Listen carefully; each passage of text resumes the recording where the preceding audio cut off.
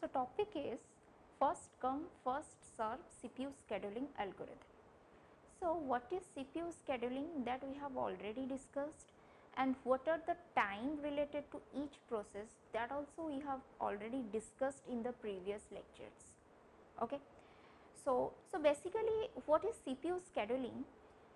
CPU scheduling is picking the process from the ready state and assign to that process or allocate the CPU to that process. Which process should allocate to the CPU, that decision is taken by the operating system, and that kind of things is known as CPU scheduling. Okay. So, in CPU scheduling there are many types of algorithm are there, many types of algorithm includes in CPU scheduling.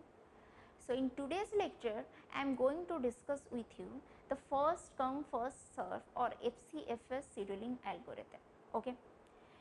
So, what is the funda behind this first come first serve CPU scheduling algorithm? So, FCFS algorithm is basically it assigns CPU to the process which comes first. Okay. It assigns the CPU to the process which comes first. See, first come first serve, जो process पहले आएगी CPU उसी को allocate होगा. Okay. सो पहले आएगी means the process which arrives the ready state first. Okay. Here is the ready state. Here is the ready state, and which process arrives in the ready state at first time, that would be allocated to the CPU would be allocated to that process first. That process assigned to the CPU at first. That is called first come first serve CPU scheduling algorithm. Okay.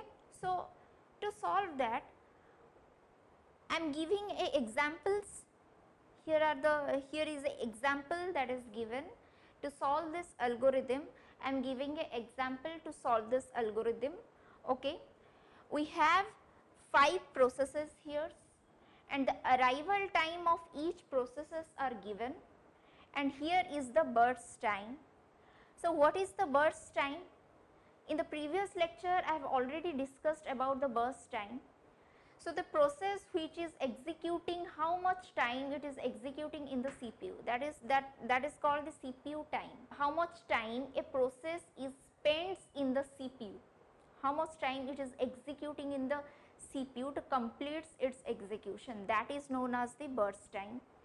So, burst time are given for the each and every processes, and the arrival time is given.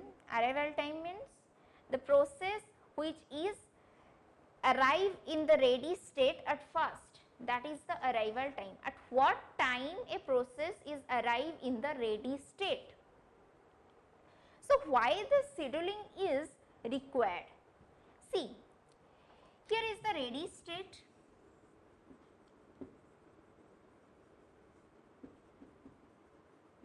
Here we have the ready state.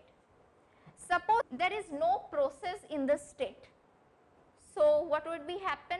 So, CPU should be ideal, obviously CPU will be ideal at that time, okay, because there is no process in the ready state. At that time CPU would be ideal, but if there is one process come and arrive in the ready state and it is ready to run, suppose P1 is arrive in the ready state, then what should be the decision? Obviously operating system pick the process which is arrive in the ready state. It must be assigned to the CPU because there is only one process in the ready state, there is no doubt, obviously it is assigned to the CPU. But as well as if there are many processes are arrives at the time of P1, at the time the P1 is arrive in the ready state, there is P2, P3, P4 and so on there is many processes are arrive in the ready state, then what would be the decision? Which process should be assigned to the CPU? That decision is taken by the operating system on the basis of this rule, first come first serve, assigns the CPU to the process which comes first. Okay? So, जो process पहले आएगी, it should be assigned to the CPU at first. Okay? And this type of scheduling is, this FCFS scheduling is basically, the mode of this FCFS scheduling is non-preemptive. Okay?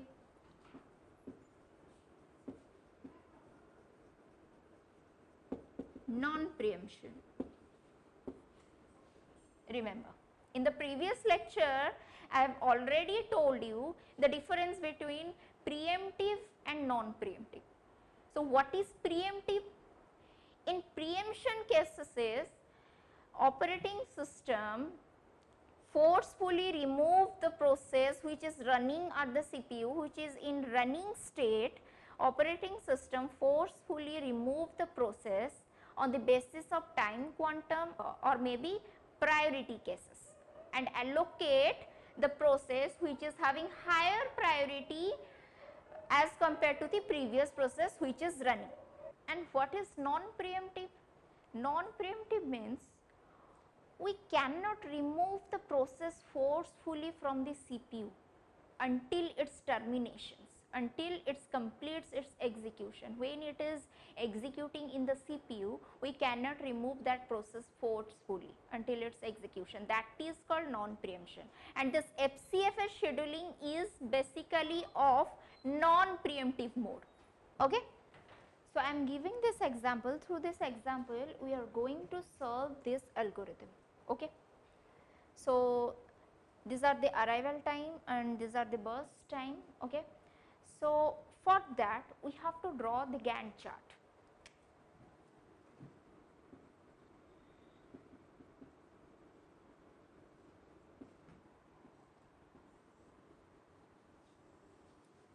You have drawn Gantt chart properly, then you have done 90% of work of this algorithm. Okay. So, see, so first this the timing is this kind of time. We are not giving the timing like 10:30, 12 a.m. 1 p.m. not this kind of time. We are taking the time like this, 2 millisecond, 2, 0, 2, 3, 4, this kind of times. Okay. So, see how this is solved. So, time will be start from 0 milliseconds. Okay. So, yours starts from 0. So, see at 0, is there any process is arrived at the ready state? See, yes, we have P2 that has arrived at the ready state already. Okay. So, we have to assign that process to the CPU, no doubt, because there is no process having reached yet. Okay. So, we have to put P2. For how many time it is executing in the CPU? Check out the burst time. What is the burst time? That is 1 millisecond. The burst time of the P2 is 1 millisecond. So, it is executing in the CPU in the running state for 1 millisecond. Okay. So, 0 to 1 millisecond. So, P2 has been completed, P2 is terminated, it has been done. Okay. So, next at the time 1, check out if there is any processes has arrived in the ready state. Is there any? No. So, at the time 1, there is no process has came yet. Okay. So, continue at that time. Obviously, if there is no process in ready state, obviously CPU is idle then. So, 2 millisecond, 1 it will continue, and the time of 2 millisecond, check out we have, is there any process arrived in the 2 millisecond? Yes, we have two processes, that is P1 and P3. We have two processes in the ready state at the time 2. So during 1 to 2 millisecond, CPU would be ideal. Fine. So here in this case, we have came in a situation where in the ready state at the same time two processes has been arrived. So what will happen? Already the funda is it assigns the CPU to the process which come first. So you cannot say anything in that cases, because at the same time there is a tie. P1 and P2 is arrived at the same time. We cannot say, and we cannot put the P3 to the CPU, or we cannot P1 to the CPU. So in this case, we have take a decision. We have put the process into the CPU, the order of writing this processes. Okay. So जो process पहले लिखा गया है, the order of writing the processes, we have to put that process to the CPU. So the first one is what? First one is P1. So we have to allocate P1 at the time of 2 millisecond. Okay, at the 2 millisecond P1 is arrived in the CPU. Okay, for how many time? What is the burst time of the P1? That is 2 millisecond. 2, 3 and 4. So for 2 millisecond it is executing in the CPU. Okay. So after that, at 4 millisecond we have reached at the moment where in the ready state rest of the processes are arrived. In the 4 millisecond we have already P5 have arrived, and in 3 millisecond already P4 has arrived, and P3. We have P2, we have P3, P4 and P5. 3 processes are in the ready state. So in ready state,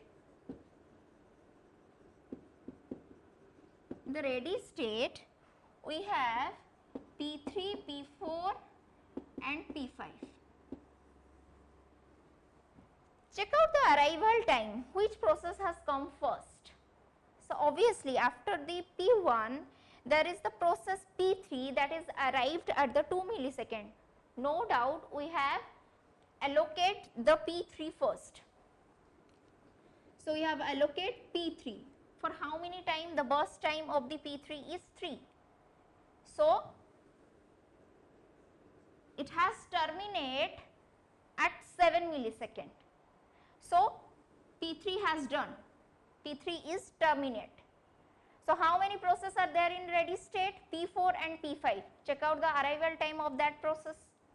So P4 arrival time, what is the process? Which processes come first? P3, obviously arrival time of the P3 is P4 is 3. So we have to put P4 for how much time? Check out the burst time. How much time it is executing in the CPU running state? 5. So 7 plus 5 is 12. Then P4 has been completed, terminated. So last process is P5. Then put it into the CPU, P5. For how much time? What is the burst time of the P5? That is 4 millisecond. 12 plus 4, that is 16 millisecond. So in this Gantt chart, CPU would be ideal in 1 millisecond for 1 millisecond, and the completion time is 16 millisecond. At the time of 16 millisecond, CPU has done with all processes. Okay, this is the Gantt chart of this algorithm. So now they may ask you the average waiting time, average turnaround time, response time. Okay, we have to find out the completion time first. Okay, first we have to find out completion time. What is the completion time? At the time when the process has terminated, at the time when the process completes its execution. See, for P1, what is the completion time of the P1? See the Gantt chart. 4. Don't look at the left side. This is the time when P1 arrived at the CPU. Okay, look at the right side. Okay, so this is the completion time. At 4 millisecond P1 has completes its execution, terminated, and that after that 4 millisecond P3 is arrived. So the completion time of the P1 is 4. Okay. For P2, what is the completion time of the P2? That is 1. For P3, that is 7. For P4, that is 12. For P5, the completion time is 16 millisecond. Okay. So these are the completion time. Now you have to find out turnaround time. Okay. So in the previous lectures, I have already told you what is the turnaround time. Okay. At the time when the process is reached, arrive at the ready state, suppose this is the ready state, okay, ready state, and from the ready state to complete is executions. So this is the terminated state, this is the completion time at the time when the process is completes. From the ready state to completion of this process, this time interval is known as turnaround time. Okay. From the ready state and before completion of time, a process is going through many more situations. Somewhere it is waiting, somewhere it is executing. So we can say completion time minus arrival time is known as turnaround time. So turnaround time is equal to completion time minus arrival time, because this interval is known as turnaround time. From the arrival of a process to before the completion of the execution, this time interval is called as turnaround time. So we can subtract this arrival time from the completion time to find out turnaround time, or on the other word we can say that turnaround time is waiting time plus burst time. Fine, because during the completion, during the execution of the process, it may be executing somewhere and somewhere it is waiting, doing its IO operation, it somewhere it is waiting or somewhere it is executing in the CPU. So we can say the combination of waiting time and burst time, it is called turnaround time. So how we will find turnaround time? Completion time minus arrival time. So what is the turnaround time of the P1? What is the completion time? 4. Arrival time of the P1 is 2. 4 minus 2, that is 2. 1 minus 0, that is 1. 7 minus 2, that is 5. 12 minus 3, that is 9. 16 minus 4, that is 12. This is the turnaround time. And then we have to find out waiting time. See, waiting time means we already found out that turnaround time is equal to waiting time plus burst time. So what is the waiting time? That is turnaround time, waiting time equal to turnaround time minus burst time. During its execution, from the arrival of a process before completion of a process, it may be executing somewhere and it may be waiting somewhere. If we remove the burst time from that time interval, then waiting time should be calculated. Okay. So waiting time equal to turnaround time minus burst time. So find out. So what is the waiting time? Turnaround time of a P1 is 2. Burst time is 2. 2 minus 2, that is 0. 1 minus 1, that is 0. 5 minus 3, 2. 9 minus 5, that is 4. 12 minus 4, that is 8. that is the waiting time. How much time it is wait for the execution. Okay. Next is, they may ask you the response time. Okay. What is response time?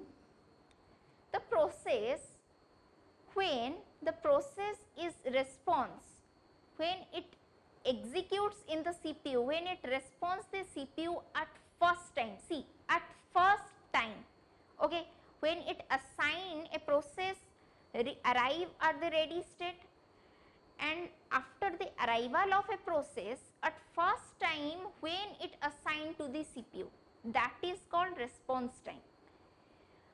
After the arrival of the process, maybe as well as at that time maybe CPU allocate to that process, then what is the response time? That is 0. And somewhere the process is arrived at the ready state and it is waiting for some time for the assigned to the CPU. So it may be take many time to response. Okay. So what is the response time? See, for P1, see, look at the Gantt chart. For P1, at what time P1 assigned to the CPU? At what time? See, at 2 millisecond. At the time 2 millisecond, it assigned to the CPU. But the arrival time of the P1 is what? See, 2. That means it has not wait so many time at the as well as it arrive at the ready state. At that time the CPU is allocated to that process, that means 2 minus 2, that is 0. So the response time is 0. Same for P2, what is the response time? At what time the CPU is assigned to the CPU, assigned to the running state at first time? See, at 0 millisecond, but the arrival time of the P2 is 0. So when it is arrive at the ready state as well as it arrive at the ready state, at that moment suddenly it assigned to the CPU. So the response time obviously is 0. 0 minus 0, that is 0. For P3, what is the response time? That is 4. That is 4. But the arrival time of the P3 is what? 2. So in this case, after the arrival of the P3, it had to wait 2 millisecond for the for assigning to the CPU. It has to wait for 2 millisecond for assigning for the CPU. So 4 minus 2, that is 2. For P4, what is the response time? What is at what time P4 assigned to the CPU at first time? That is 7. Okay, 7. But the arrival, it arrives at the ready state at what time? 3. It arrives at 3 millisecond, but after some time at the 7 millisecond it's at first assigned to the CPU. So it has to wait for 4 millisecond. Okay. So 7 minus 3, that is 4. And for P5, it arrives at the it arrives in the ready state at 4 millisecond, but the response time of the P5 is 12. So 12 minus 4, that is 8. See, in non-preemptive cases, you can see the waiting time and the response time is same, 0 0 0 0 2 2 4 4 8 8. So that is only for the case of non-preemption, not in preemptive cases. Okay. Whether it is SJF, whether it is FCFS, in non-preemptive cases the waiting time and the response time is same. And they maybe ask you the average, what is the average waiting time and what is the average turnaround time. I guess you maybe find out the average waiting time. So, what is the average turnaround time? So, total of this number, total of this turnaround time divided by 5. We have 5 processes, right now? We have 5 processes. So, total of this turnaround time divided by 5. And what is the average waiting time? Total of this waiting time divided by 5. So, for that, so the average turnaround time is 5.8 and the average waiting time is 2.8. Okay. So, I hope this was clear to you. There are some advantages and drawbacks of this FCFS algorithm. On the next video, we will discuss about the convoy effects. Okay. Till then, bye bye, take care.